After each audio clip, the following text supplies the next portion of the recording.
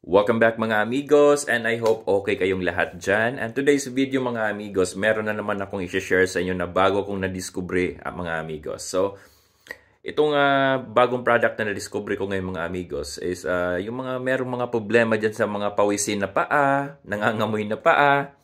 So, sinubukan kong mag-research dito mga amigos at binili ko na rin itong produkto na ito mga amigos para lang masubukan kung gaano ka-epektibo o totoo itong produkto na ito mga amigos. Kagaya ko mga amigos, nagtatrabaho ako 12 hours gabi-gabi.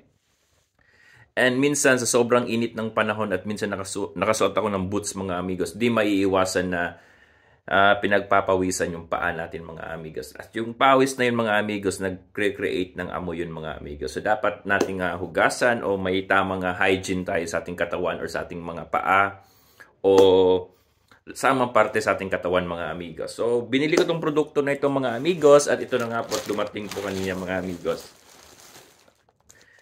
Dali.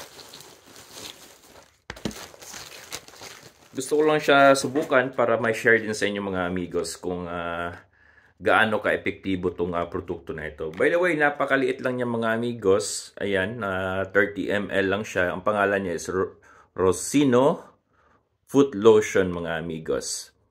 So, nakalagay dito is i-apply mo lang sa paa mo mga amigos pagkatapos mo mag-shower or maghugas ng paa 2 times a day mga amigos. Pero yung ginagawa ko naman mga amigos is pagkatapos ko mag-shower, of course, papatuyo ko yung paa ko mga amigos, idadry ko yung paa ko, tsaka ko mag-a-apply ng lotion na ito mga amigos. Pagkatapos, susuot ko na yung medyas ko.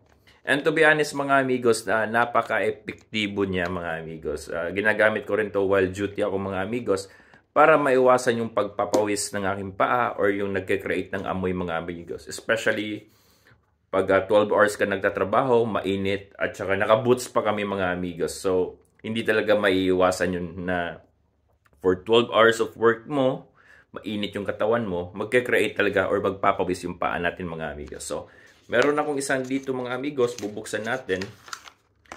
So, ito yung laman niya. Ayan. Ang gagawin mo lang, kuha ka lang ito.